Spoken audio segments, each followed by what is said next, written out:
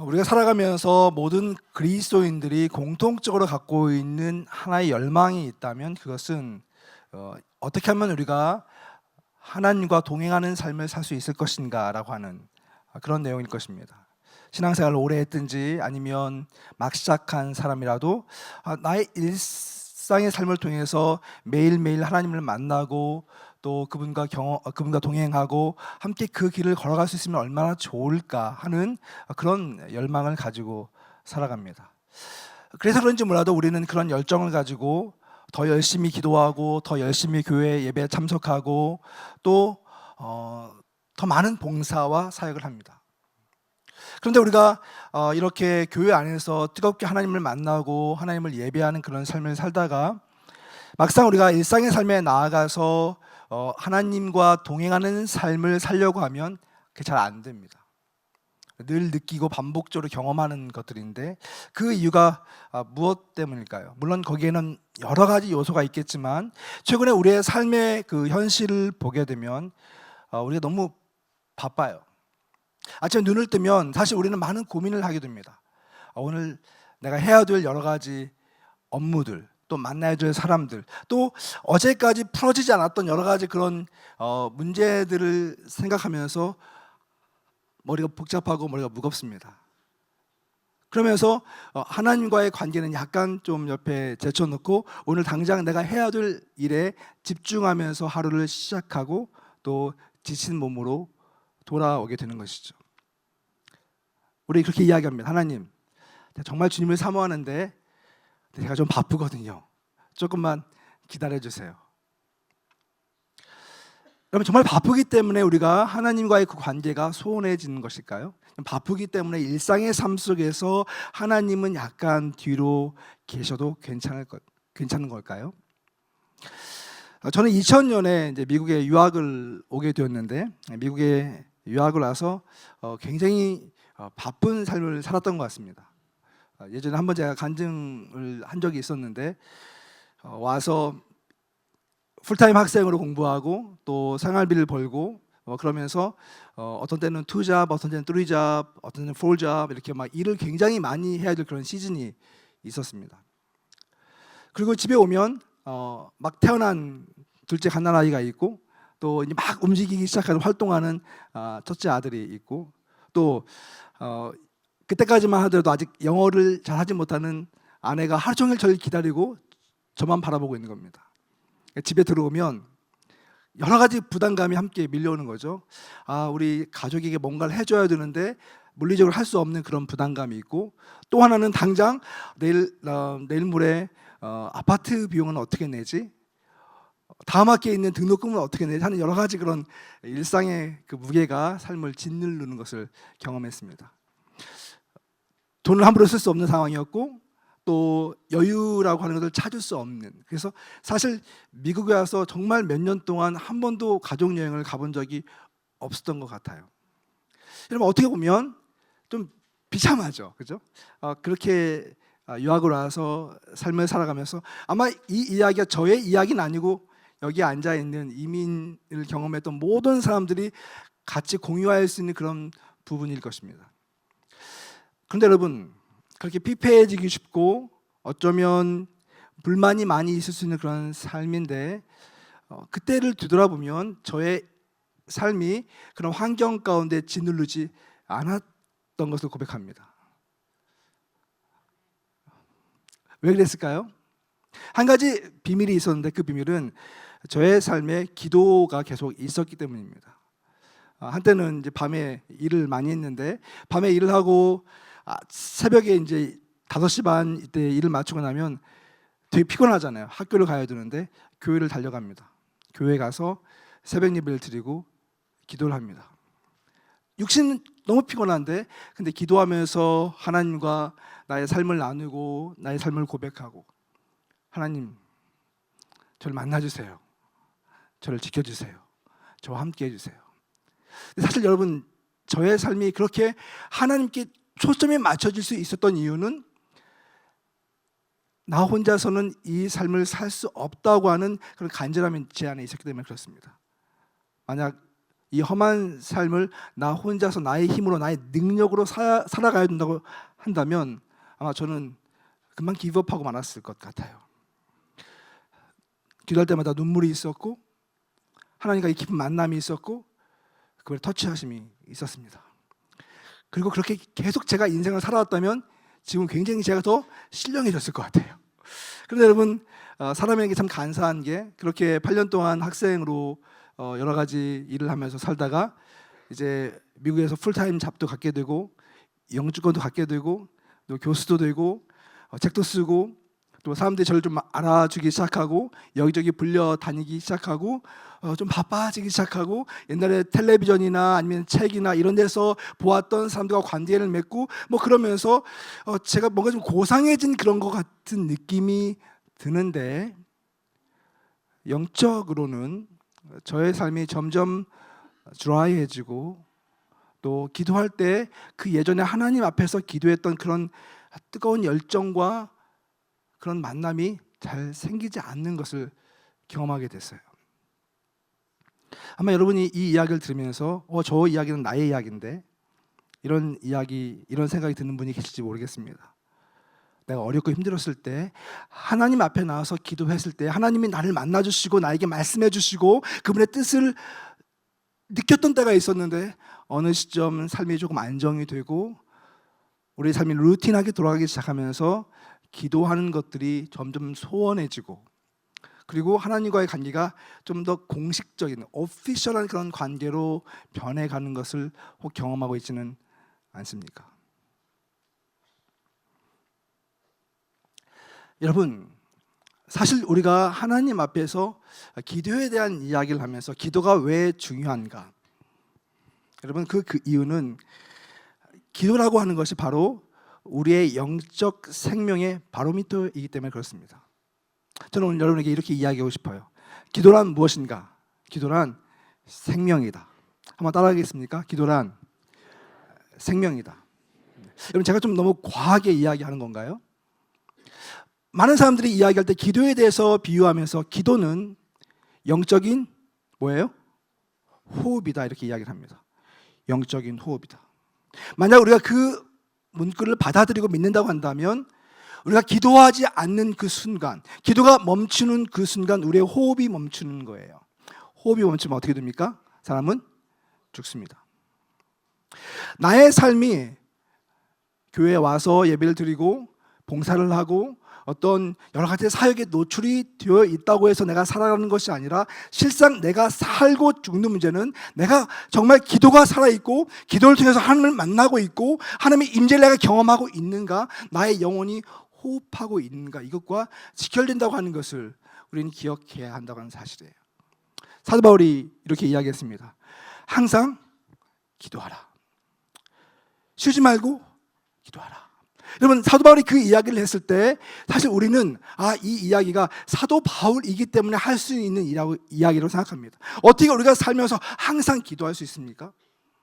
그런데 여러분, 우리가 조금만 관점을 돌려서 이것을 보면 만약 기도가 우리의 생명이고 우리의 호흡이라고 하는 것을 인정한다면 그리스도인들이 어떻게 호흡하지 않고 살 수 있습니까? 어떻게 숨 쉬지 않고 우리가 살아있다고 말할 수 있습니까? 여러분 살아있는 영적인 하나님의 아들이십니까? 하나님의 아들 딸이십니까? 한번 스스로를 점검해 볼 필요가 있다는 생각이 들어요.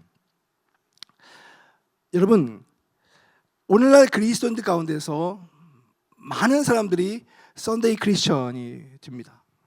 교회 와서 예배를 드리는 그 자체만으로 자기의 신앙생활의 의무를 다했다고 여기는 사람이 많아요.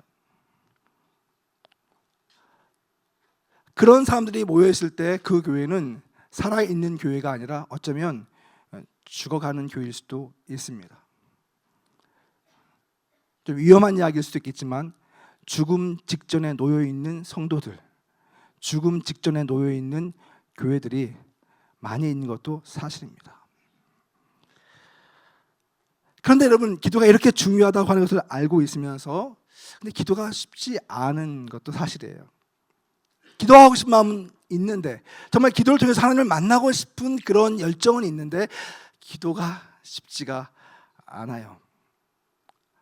왜냐하면 언제부턴가 우리는 이 기도를 굉장히 고상한 이론과 어떤 형이상학적인 개념으로 생각하기가 쉬워졌습니다.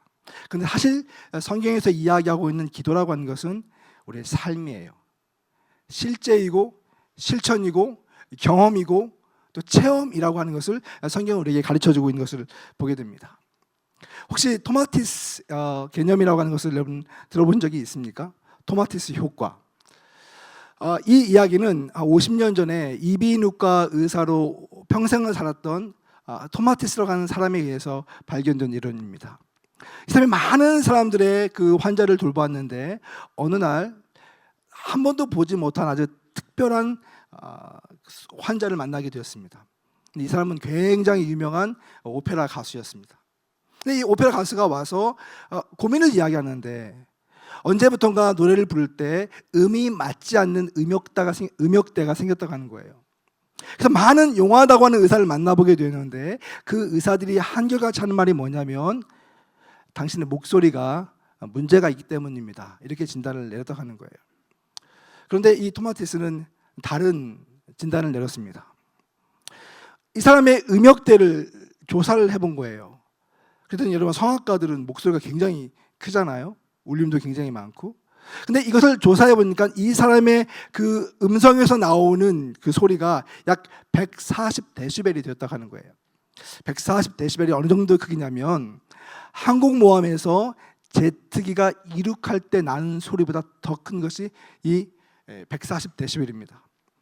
근데 이 사람이 노래를 부를 때 엄청나게 큰 소리로 노래를 부르는데 근데 그 소리가 자기의 이 두뇌에서 울려 퍼질 때는 훨씬 더 강력한 소리로 영향을 미친다고 하는 거예요. 그래서 이분이 내린 결론은 뭐냐면 귀로 들을 수 있는 것만 목소리로 낼 수 있다. 이 사람이 청력을 잃은 것은 자기의 큰 목소리 때문이다. 이렇게 이야기를 했습니다. 토마티스 효과라고 하는 말이 그때부터 나오게 된 말이죠. 여러분 우리가 진짜 고민해야 될 문제는 뭐냐면 영적인 삶을 살면서 때로 우리가 정말 들어야 될 소리를 듣지 못하고 살 때가 있다는 것입니다. 하나님께서는 우리에게 그분의 음성을 들려주기 원하시고 그분의 뜻을 보여주기 원하시는데 세상의 소리가 너무 커서 혹은 내 내면의 소리가 너무 커서 하나님의 음성을 듣지 못하고 살아가는 경우가 종종 있다고 하는 것입니다. 그래서 리처드 포스터는 이렇게 기도에 대해서 이야기했습니다. 한번 같이 읽어볼까요? 시작. 영적 훈련 중에서 가장 중요한 중심이 바로 기도다.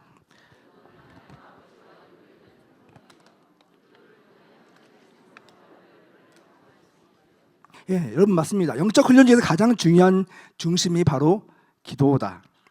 기도는 하나님과 연결되는 통로이며 기도를 통해 하늘의 생명과 열매를 경험할 수 있다. 근데 여러분 이렇게 중요한 기도를 우리의 삶의 자리가 방해한다고 하는 것입니다. 너무나 많은 것들이 하나님과 기도하는 것들을 방해합니다. 그런데 이렇게 환경적인 것만 하나님과 우리의 관계를 방해하는 게 아니라 실상은 나 자신도 그 기도에 대해서 방해물이 될 수 있다는 사실이에요. 오늘 말씀을 보게 되면 예수님께서 우리에게 아주 간곡하게 기도에 대해서 말씀을 합니다. 구하라 얻을 것이요 찾으라 찾을 것이요 문을 두드리라 그리하면 열릴 것이다. 너무나 잘 아는 말씀이죠. 사실 저는 이 말씀을 묵상하면서 항상 이런 생각을 했습니다. 이 말씀은 어쩌면 나처럼 오랫동안 신앙생활을 하고 신학을 연구하고 공부하고 또 신앙적 여정을 겪어온 사람들에게는 좀 유치한 말일 거야 이런 생각을 했던 것 같아요.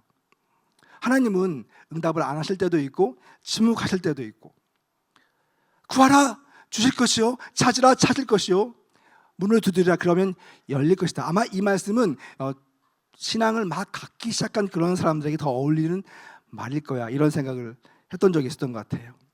그런데 말씀을 읽어가면서 그것이 아닐 수도 있겠다라고 하는 생각을 했습니다. 무슨 말이냐면 이런 내용입니다. 여러분 우리가 하나님이 말씀하실 때 하나님 앞에서 담대하게 우리의 요구를 하고 하나님 앞에 어떤 걸 애스크할 때 때로는 내 자신의 부족함 때문에, 내 자신의 죄와 나의 문제 때문에 하나님 앞에 나아갈 용기를 잃어버리고 살 때가 종종 있다고 하는 이야기입니다. 하나님께 뭔가를 간구해야 되는데 나의 일상의 삶을 들여다보면 별로 자격이 없는 것 같아요. 그래서 내가 구해도 될까? 뭐 이런 모습이 우리 삶 가운데도 종종 보이게 된다고 하는 것이죠. 근데 제가 말씀을 묵상하면서 한 가지 발견한 너무 중요한 사실이 있습니다. 그것은 뭐냐면 바로 여러분, 우리에게 이렇게 말씀하신 그 요청의 주체가 내가 아니라 예수 그리스도 그분이라는 사실입니다. 예수님께서 우리에게 뭐라고 말씀하고 있냐면 너희가 하나님 앞에서 구하고 찾고 두드리라 라고 말씀하고 있어요. 근데 이 구하고 찾고 이 두드리는 이 과정은 내가 어떤 두드릴 만한 자격이 되고 어떤 능력이 되기 때문에 그것을 두드리는 것이 아니라 실상은 하나님과 우리와의 그 관계에서 발생하는 너무나 자연스러운 요청이라고 하는 것입니다. 그것이 오늘 우리 주님께서 우리에게 가르쳐주고 있는 말씀이라고 하는 거예요. 우리 9절과 10절 말씀을 같이 한번 읽어보도록 하겠습니다. 같이 읽습니다. 시작.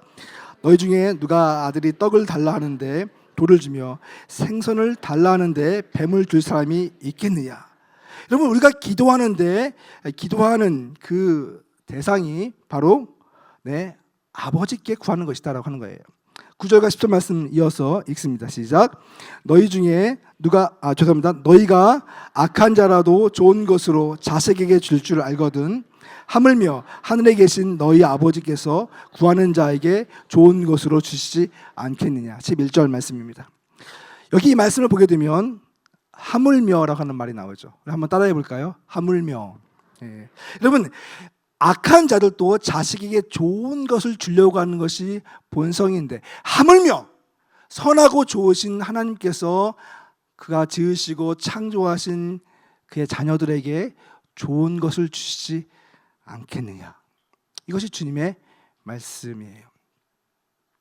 저는 아들이 둘이 있는데 저희 아이들이 커가면서 아이들의 요구가 점점 많아지죠. 신발도 좋은 거 사달라고 하고 또 옷도 좋은 거 사달라고 하고 뭐 부모로서 이제 점점 부담감이 많아지죠.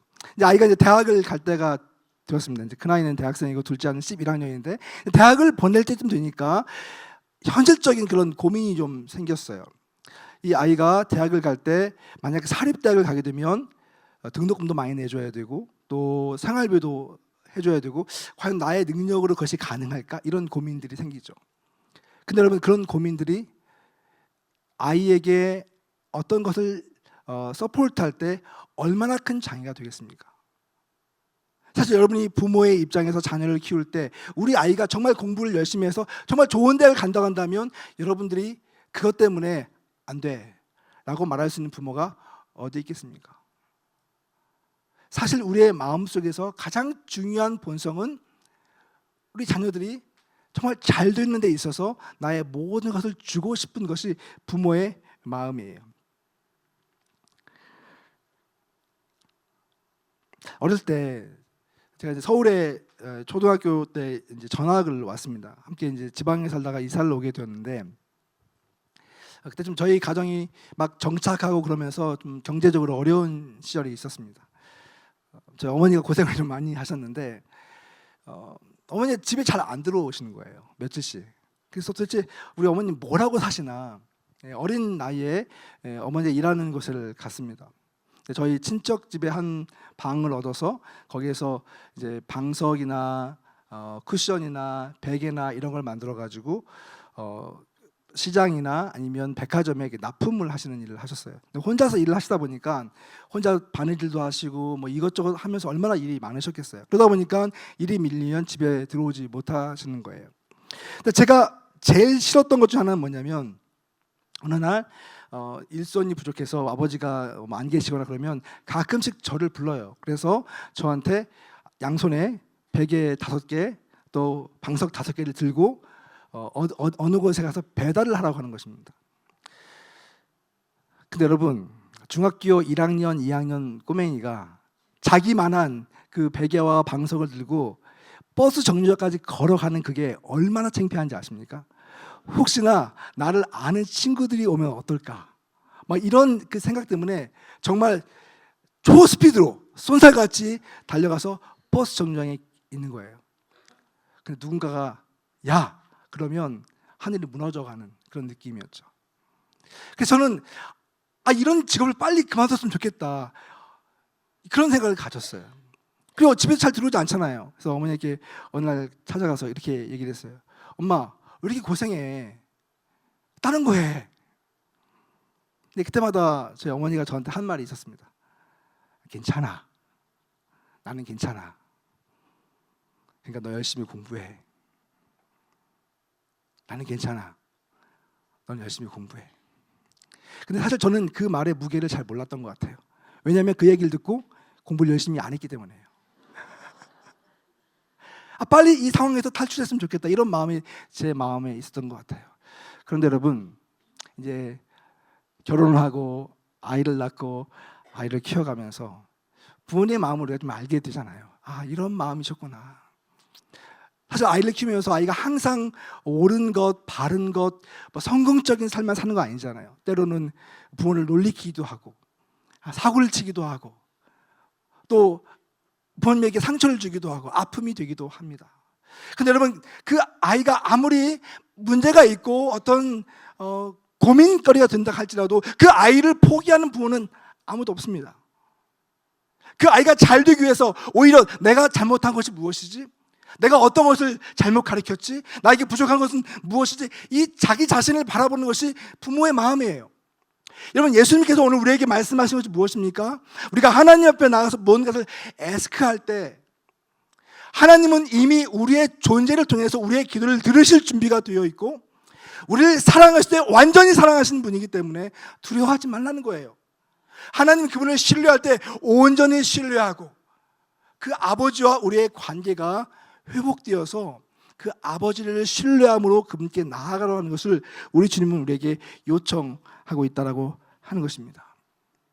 이 관계의 회복, 또 예수님에 대한, 하나님에 대한 우리의 인식의 변화가 필요하다고 하는 것을 주님은 말씀하고 있는 것입니다. 두 번째 중요한 질문이 있습니다. 그러면 정말 기도하면 어떤 일이 발생하는 걸까요? 여러분, 제가 묻습니다. 여기서 몇십 년 동안 신앙생활을 해오신 분이 많이 계시니까 여러분, 정말 우리가 기도하면 정말 어떤 일이 발생합니까? 만약 우리 교회에 어떤 분이 와서 오늘 믿음 생활을 한 지가 얼마 안 됐고 또 초신자였는데 여러분에게 와서 정말 목사님이 이야기한 것처럼 기도하면 모든 것이 응답됩니까? 라고 물었을 때 여러분은 예스! 그렇게 대답할 용기가 있으십니까? 이런 분들이 꼭 계세요. 네. 근데 여러분, 사실 그 말에 yes, 그렇지만 이런 이야기가 꼬리표가 달릴 때가 많아요. 만약 여러분이 저에게 그걸 묻는다면 저는 뭐라고 대답할까요?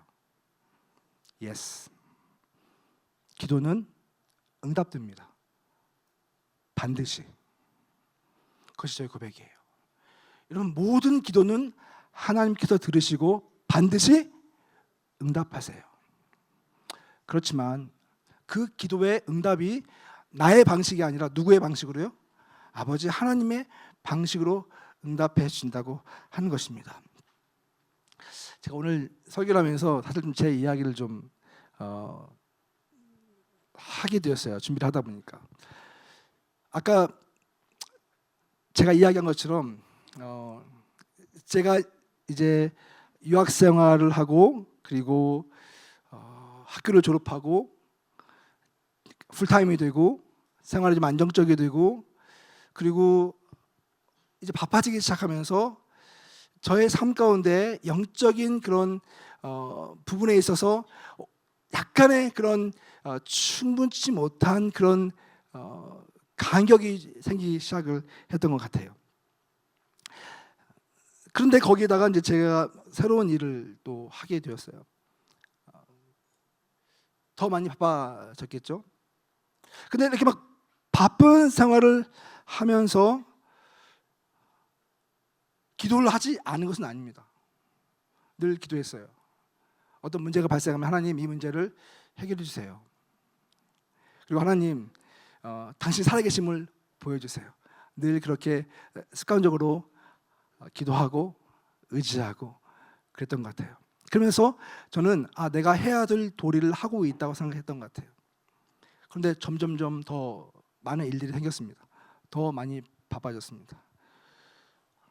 비행기를 타고 해외를 가야 될 일도 많았고, 그리고 또 처리해야 될 일도 많았고, 그만큼 문제도 많았습니다. 근데 이런 상황 속에서 어느 날 막 계속 비행기를 타고 뭐 한국 갔다, 뭐 태국 갔다, 다시 미국에 왔다가 다시 동부에 갔다가 뭐 이렇게 막 이런 일정이 작년 하반기에 좀 많았었는데, 그냥 비행기를 이렇게 타고 움직이면서 제 몸에 좀 이상이 생기는 거예요. 그러니까 계속 이제 오버나잇을 비행기를 타고 내려서 또 일을 하고 이러다 보니까 육체적으로 좀 무리가 됐던 것 같아요. 그래서 이 가슴 쪽에 이게 뭔가 확 눌려오고 아픈 그런 통증이 생기기 시작했습니다. 누르면 되게 아팠어요. 근데 제 옆에 있는 어떤 의사 선생님이 그렇게 얘기하더라고요. 그거 별거 아니라고. 그거 별거 아니라고. 그 비행기를 아마 계속 타고 다니면서 몸이 자세가 안 좋으니까 근육통일 거라고. 그래서 잠 잘 자면 나을 거라고. 그런데 시간이 계속 지나는데 통증이 계속 없어지지 않는 거예요. 그분을 제가 참 좋아하는데 그분이 좀 틀린 이유는 뭐냐면 그분은 의사긴 의사인데 치과 의사였습니다. 그러니까 이제 신뢰하죠. 얻는 거죠. 여러분, 거기서 끝나는 게 아니라 잠이 잘 오진 않는 거예요. 여러 가지 고민이 생기고 또 해결해야 될 문제가 생기고 나는 괜찮은 것 같은데 몸이 이제 반응을 하는 겁니다. 그러면서 상당히 스스로 볼 때 이거 좀 위험하다라는 생각을 했어요. 어느 날 이제 제 아는 한 목사님이 제 사무실에 와서 그렇게 이야기를 하더라고요. 목사님 좀 어떻게 지내세요?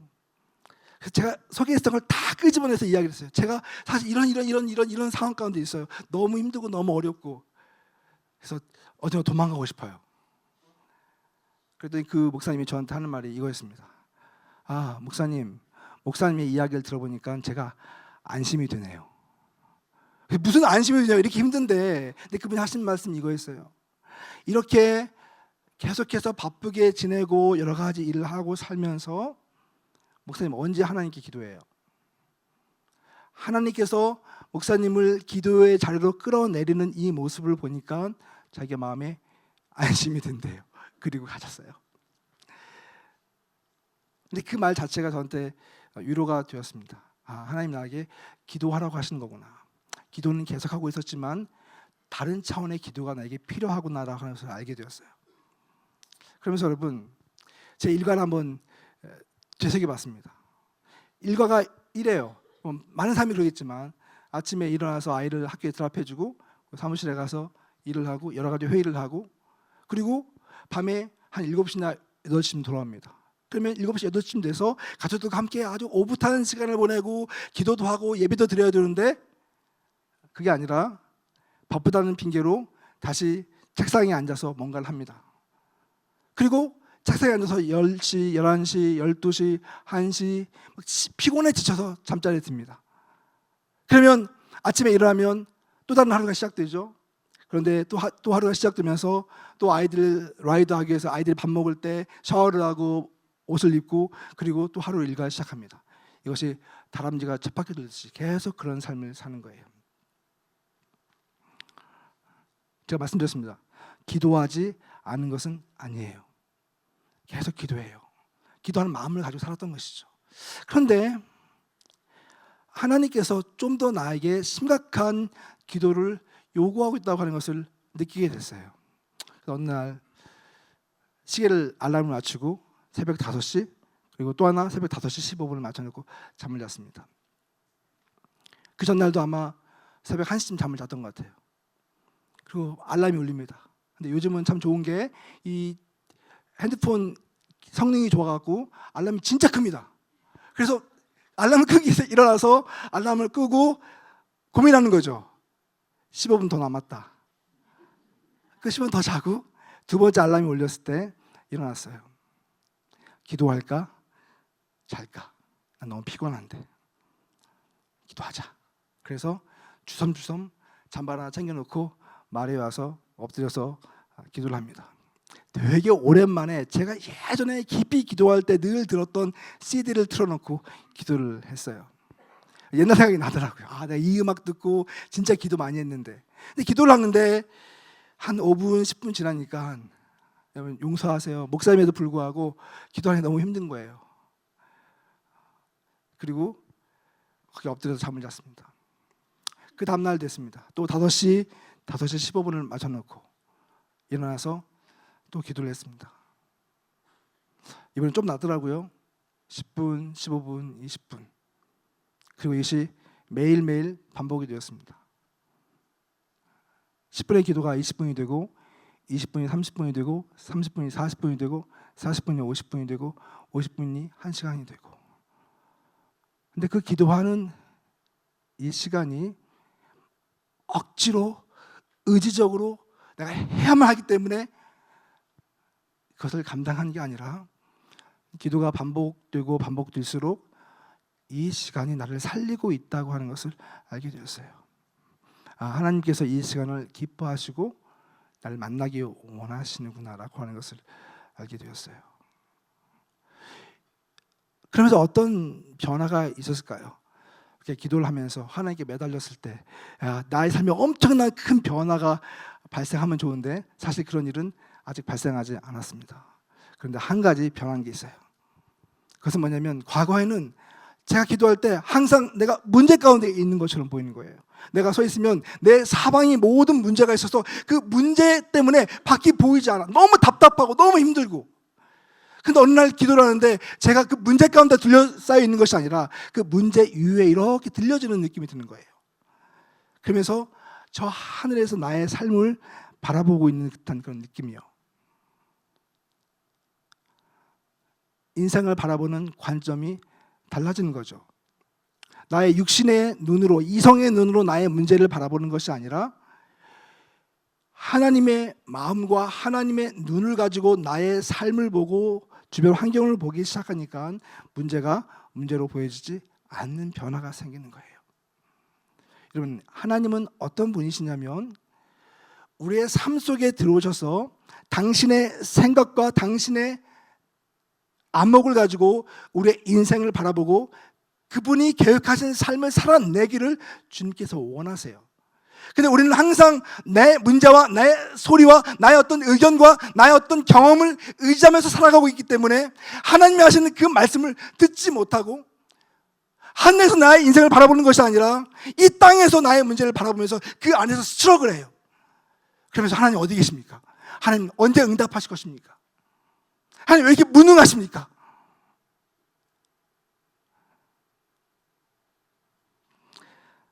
셰익스피어가 이런 이야기를 했습니다. 하나님께 기도하라. 하나님께서는 믿지 않는 사람들에게 암흑이 생기면 빛을, 고난이 생기면 위안을 주신다. 여러분 혹시 기도하는 사람이 망했다는 이야기를 들어본 적 있으십니까? 기도하는 사람은 망하지 않아요. 여러분 기도하는 사람은 망하지 않습니다. 기도하는 백성은 망하지 않아요. 기도하는 나라는 망하지 않습니다. 왜요? 하나님 그분이 붙잡아 주시니까. 여러분 우리의 인생이 어려울 수 있어요. 그런데 여러분 우리가 하나님 앞에 기도하면 그 인생은 결단코 망하지 않을 것입니다. 하나님 그분이 살아계시기 때문에 그렇다고 하는 거예요. 세 번째로, 그럼 어떻게 우리가 그런 기도의 삶을 살 수 있는가라고 하는 질문입니다. 그런 욕구가 있고 그런 욕망이 있고 그런 믿음이 내 안에 있는데 과연 우리는 어떻게 그런 삶을 살아갈 수 있을 것인가? 적어도 이 세 가지 단어를 여러분 알았으면 좋겠습니다. 하나는 꾸준히, 두 번째는 깊이, 세 번째는 진정으로. 한번 따라하겠습니다. 꾸준히, 깊이, 진정으로. 꾸준히, 깊이, 진정으로 기도하는 기도의 삶이 우리 가운데 있어져야 한다고 하는 사실이에요. 여러분 켄 목사님이 쓴 God in My Everything이라는 책에 보니까 이분이 몇 가지 원리를 이야기하는데 그 가운데 제가 한 3가지 정도를 여러분에게 말씀드리려고 해요. 첫 번째는 뭐냐면 처음에는 짧게 그러나 지속적으로 기도하라고 하는 거예요. 처음에는 짧게 그러나 지속적으로 기도해라. 여러분, 변화는 어떻게 일어나냐면 하루아침에 일어나는 것이 아니에요. 나의 욕심과 어떤 나의 의지와 나의 어떤 결단이 있다고 해서 이것이 하루아침에 일어나는 것은 아닙니다. 우리가 하나님을 의식하는 작은 훈련을 반복적으로 지속하는 것이 얼마나 중요한가라고 하는 거예요. 깊은 관계가 되는 걸 생각해 보세요. 내가 이 사람을 믿고 이 사람을 신뢰한다고 하는 것은 이 사람과 내가 반복적인 어떤 관계를 맺을 때 관계가 깊어지는 거예요. 하나님을 만날 때 내가 반복적으로 그분을 자주 만나고 의도적으로 만나고 하나님께 우리가 귀 기울이고 나의 의식을 바꾸고 하나님께 나아가는 연습이 매일매일 내 안에 있을 때 우리와 하나님의 관계는 깊어진다고 하는 거예요. 두 번째 원리는 이것입니다. 두 번째 원리는 가지치기의 원리예요. 어떤 원리라고요?